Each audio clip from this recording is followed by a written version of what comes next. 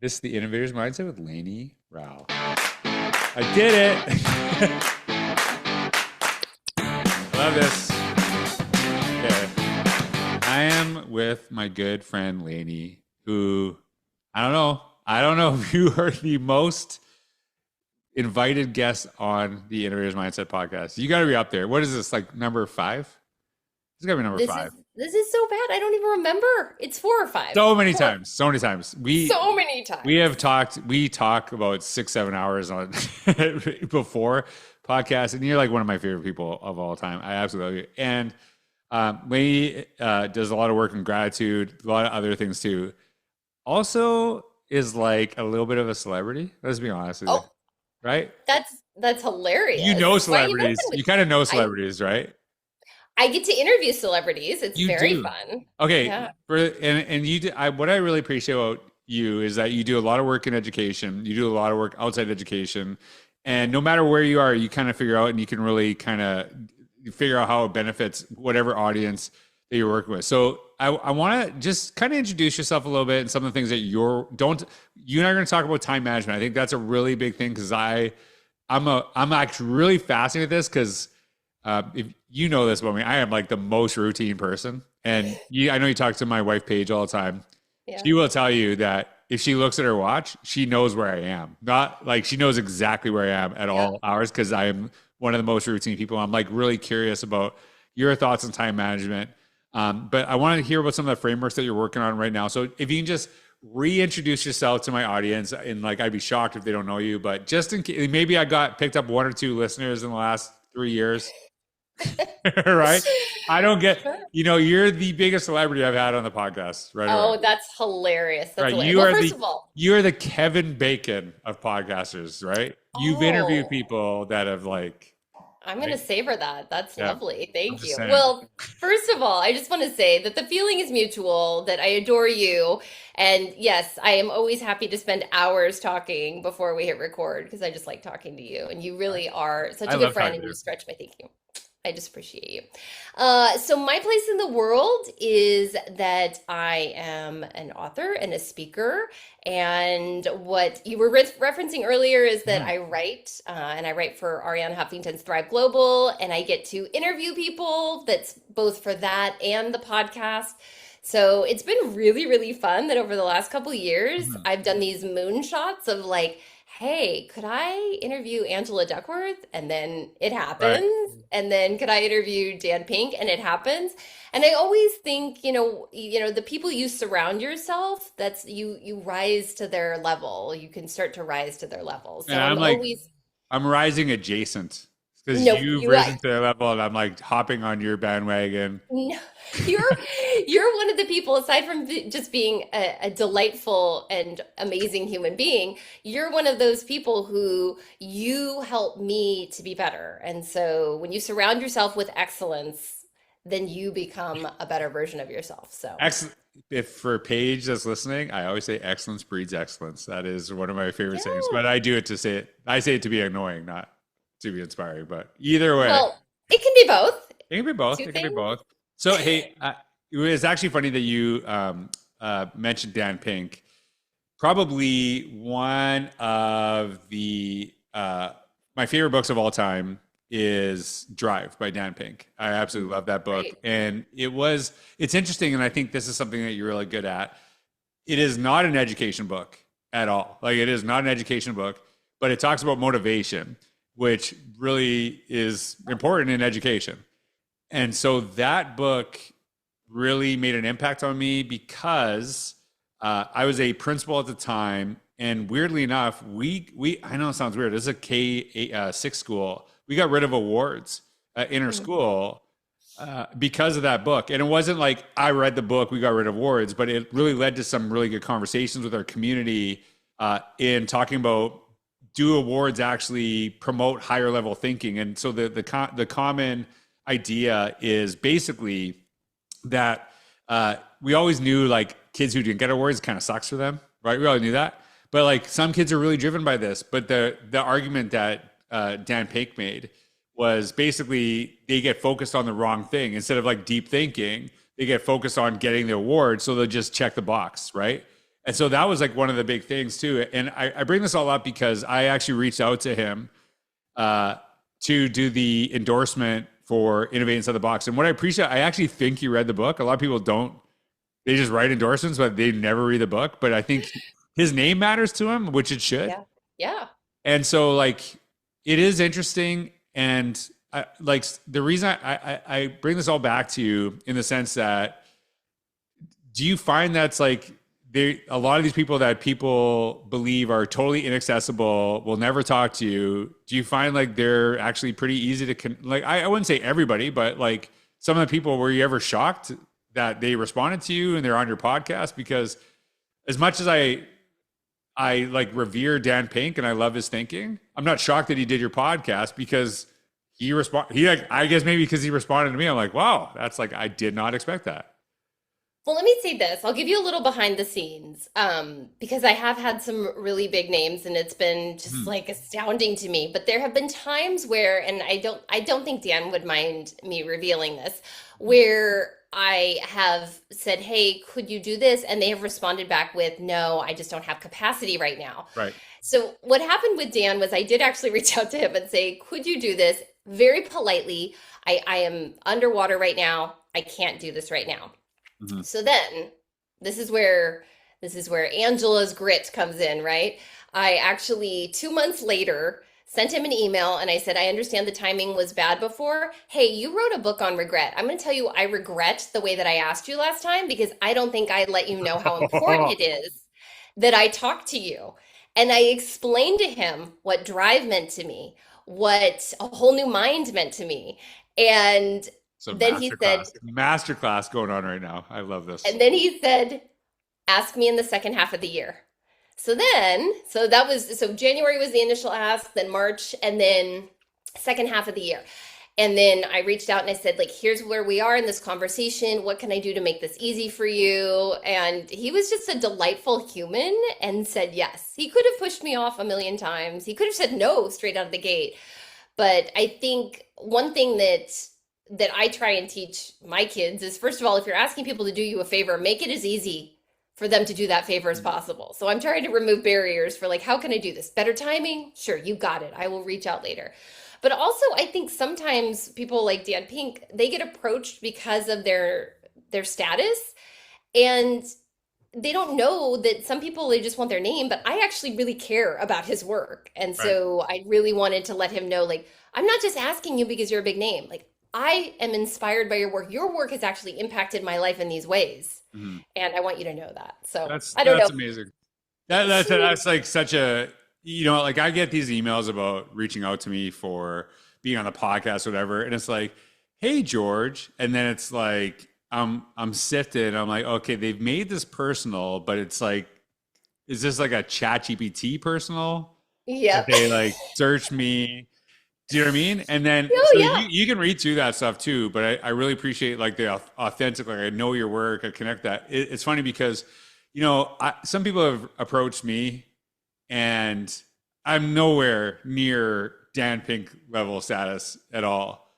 Sure. And they're like, I'm so honored that you would sign my book. I'm like, I'm so honored someone would ask me to sign their book. Yeah. You know what I mean? And I think I think like people that create stuff, they appreciate when people appreciate it. Do you know what I mean? Because it's Yeah. like I put my heart and soul into this stuff, and that it resonated with you, and that matters to you is as big of a compliment to me as it is, that I would sign it. Of course, I'm going to sign it, right? Like I want your feedback. I want to hear what you've thought about it, and that matters to people because, I don't, again, I don't know Dan Pink, but I think that to me, like that you did that probably mattered. That mattered a great deal as opposed to just like, I want something out of you, as opposed to I'm really interested in you as a person because I love your stuff. Yeah. I think sometimes things can come across so transactional. And Totally. also, it's really, I think it becomes apparent when we're manipulating people versus genuinely like, I see the good in you and I want you to know about it. Like, that's why I talk about, you can call it positive reinforcement, praise to correction. And I talked about this a lot, whether I'm talking about gratitude or anything, because it's just about human connection. And we know that one of, if not the most important part of thriving is social connection. And I think that no matter what your status is, no matter where you are, um, you want to feel connected to people. And so he doesn't know me, but I reach out and I tell him these things, and he feels like there's a more of a connection, and he appreciates that I see him Yeah, truly. and I'm like I'm sitting here listening to you, Lainie, and like this is you and I connected right away years ago on the podcast. That's how we actually became friends, right? Yes, yes. Just because you're like, oh, he's like I'm like I love this person. You're like, yeah, he's okay. Like I'll give him Stop a it. chance. I'll see how it goes. I was And nervous. I was very you were nervous. no, you were not. I was And so very nervous. you were just I just you have a really amazing way of like lifting people up, and so and it Mhm. doesn't matter. And I think that you do that just and I'm just sitting here listening to you, and I'm like very emotional today, as you know, you and I were talking about before, but we'll say that for like the after hours podcast. So yeah, but you're just a very special person. The one of the things that you talked about, and I know that it's a topic that matters to everybody, whether you're in education or not. Like he said no to you at first, right? And then he's like, hey, like reach out to me there too. And you talked about time management. It's good for him guarding some of that time too. Yeah, Like I can't do everything. yeah, I get requests, you get requests. So many people, like especially in education, get requests. You have to say no, even when you yes, want to say yes sometimes. When you talk yeah. about time management, like what do you share and like what do you find that's really connecting and helping people with that thought process? Yeah, I mean, I'll first of all say there's definitely no one way. Like George, we know you're a routine person. I think that's really, really important Yeah. for some people. I think to me, one of the things I'll say is I think about the difference between habits and rituals. And to me, a habit is something I want to have kind of deeply ingrained in me that I just kind of do it. I just like Mhm. I'm gonna not even have to think about it. There's no like friction in my brain. My brain's not being like, we haven't done this before. This could be hard. It's just like, I'm going to do this without Mm. even thinking about it. And then there's rituals. Now, rituals to me are things that are meant to be savored and appreciated and honored. So it's like going to the gym for me is a habit. A very difficult habit, by the way, Okay. but it's still a habit, and I want to be in that routine. But sitting down for dinner with my family is a ritual. Mm. That's not something to just be like, get this done, check that box. Like, that's something to be really, I love the word savor, so you'll hear me say it multiple times. But that's just like one thing that I was thinking of as you were talking. But to take a step back to like the big picture is I'm always trying to think about how can we notice, evolve, and thrive. So for me, noticing has to do with some attention hygiene. And it's never been easier to be living a distracted life. Like we all have these amazing devices in our pocket that are just like the dopamine casino. And they're so like, Mm. I don't want to put down technology because, as you know, like I have spent years advocating for Right. how this can remove barriers and personalized learning. And there's so many beautiful things about technology.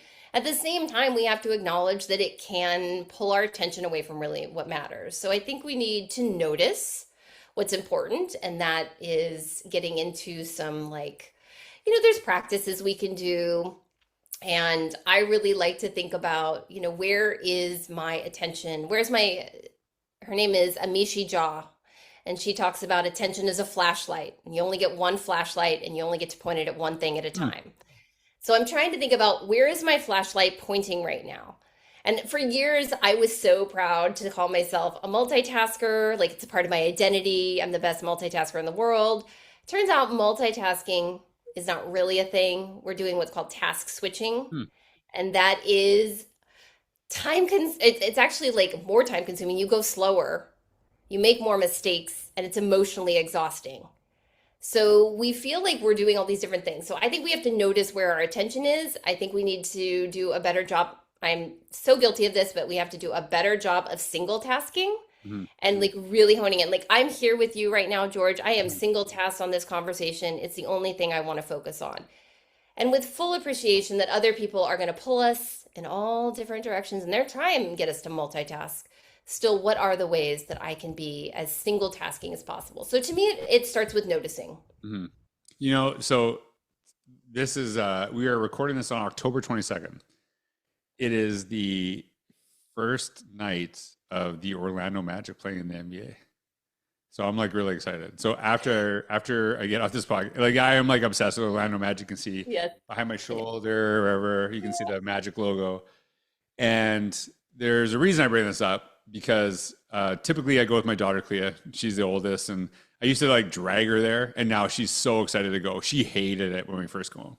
Yeah. And when you're talking about all this stuff, one of the things I noticed when I first started going with Kalia is that is like 2.5 hours I do not look at my phone, right? And it is like, and I think part of it too is I'm trying to find as many things in my life that I don't want to look at my phone. And I do, and one of the things I love about doing the podcast, I'm like, I was actually kind of looking for something and then you started talking about like multitasking and task switching. And I'm like curious about this. So I know that sounds weird. I have a phone in front of me. I'm on a giant monitor. I have a computer in front of me. I'm looking, oh, there it is. I'm looking for a pen, which is the weirdest thing, right? And so I'm looking for a pen because I wanted to ask you something based on what you're talking about and just make sure I didn't forget it. And now I totally forgot it because I didn't write it down. But here's a question for you. Like, am I in the moment when I'm like wanting to write that thing down and not necessarily 100% listening to you because I don't want to like lose this thought? Tell me about that. Cause like, this is the weirdest thing. I have the most I use my pen is during this podcast. Anytime I record it, Yeah. I don't know why. And it's like I don't use pens any other time. I like everything's on my notes in my notes app. So tell me why. Because I find it helps me weirdly enough pay attention. If I go to my phone and write in the notes, I'm like, oh, I got a text. I got this email. Yeah. Tell me about that. So I'm not a neuroscientist, full disclosure, so I can't What? tell you. I'm sorry. Spoiler alert. Right. But I think our brains are pretty incredible, and I think we can be having this conversation, and I can be taking a note and still be involved in this conversation. Okay. There's been research that says if you have a phone on a table while you're having lunch with someone, family member, friend, whoever it is, even if that phone is what I would say sunny side down or screen down, they have measured this. The conversation does not go as deep as it would if the phones were completely away from the table. So it's difficult when we're using technology as a medium to remove technology or Right. to remove distractions. But part of noticing to me is to just be as intentional as possible about where am I shining that flashlight. Maybe that flashlight, went over here to find the pen for half a second, but it comes back. And just knowing that there is a cognitive cost to doing that switching, I just want us to minimize that switching as much as possible. And I think that when I tell people that task switching, you make more mistakes, you go slower, people go, oh. But then when I say it's emotionally exhausting, people nod. That was the Because one you they're, got me. Serious. That was like a magic trick what you just did. yes, it's so true Is your because we card all emotionally exhausting? Here it is. It's so true though, right? We feel it. We feel it. That just blew. That was like a magic trick. That was amazing because I was like, oh, that one got me too. It Wow, that does. was pretty good. I'm at the age. I think we're the same age. Are we the same age? Yeah. Oh, like a couple months apart. Oh, that's A right. few But months you're the younger one, just right. apart. Just I'm so not I'm not gonna like throw that in your face. I wasn't like I'm just texting you saying, on I your want everyone to birthday know. like, I want everyone to how are know. the 50s? I'm still in the 40s. I'm at the age where I give people heck for stuff that are just strangers. And if you are with me and your notifications are going off on your phone, you're getting in so much trouble with me. Yeah. It drives So me let crazy because I'm like, listen, I turn my notification off to be here. I don't want to yeah. be disturbed by yours. Yeah. Is that like, am I That crotchety? okay, so Am I that to crotchety me, to do that? I don't think Like, you're hey, well, I flashlight think on there's me, everybody. let's talk about George. To me, that's part of the evolve. That is the making the choices. So when I talk about evolving, I talk about engineering speed bumps. And this might sound funny, but speed bumps in traffic are considered a traffic calming device. I thought that was funny for some reason. Right. That just kind of stuck with me. But what I think about is in our lives, where do we want to insert speed bumps and where do we want to remove speed bumps? So I think about when it comes to this shiny device that is so pretty, it's like a slot machine, it's got so many different things. Like it's I'm already going to be drawn to it because it's been gamified. Right. It's been engineered to have my attention. So what are the speed bumps I can do? So I will tell you, I'm totally in line with you on this, George. You and I both have notifications turned off almost all the All the time. time. Our spouses are probably super annoyed when they go to the store Right. and we don't answer because we didn't hear it. But one of the things that I do is, and I learned this from Catherine Price, is I actually have stopped using my device as my alarm clock. I use a Yeah. traditional, well, I wouldn't say traditional because it's kind of Yeah. bougie in that Yeah. like it's sunlight rises, like it's the morning is dawning and it's lovely like that. So that's a speed bump I'm putting in there because I'm not the thing that is next to me. I don't have it next to me in bed. It's not the first thing I touch in the morning. So that's a speed bump. And then I also, this is kind of a dorky one, and there is scientists that will say this doesn't really help that much, but I have time limits on for myself. And the reason I do that is just because I feel so guilty overriding it. I'm an adult. It works for the kids because they don't know the code, Right. but I'm an adult. I just override it with the push of a button. But it's a Time limits on your phone? on all my devices so Nice. that Love it. I can't get to social media. I can't get to even email. This will make people cringe, but I will tell you, I just had a principal text me last week and say, "You said to turn time limits on and to use a regular alarm clock. I've been doing it for 6 months and it's been life-changing. Really? Now my wife is doing it." And so these are just things that I learned from these experts, and then I implement them. And when they work for me, I think maybe they'll work for other people and I share them. That might not be your thing. And maybe you're not in a situation where you can have that luxury of, not, but there's also the technology's gotten pretty far. It's like for emergencies, you can have people just call through twice and they'll get past any sort of downtime or anything like that. So I said not to it for get too, 18 times. said it for 18 times. You must call me And I 18 know you're times serious. consecutively. Yeah. So that's like me putting a speed bump in. And then I think you'll like this example of removing a speed bump is I said it's a habit to go to the gym. That doesn't mean I won't look for an excuse not to. And so this is one that I think has been around for a while, but I put the clothes to the gym out on my dresser the night before.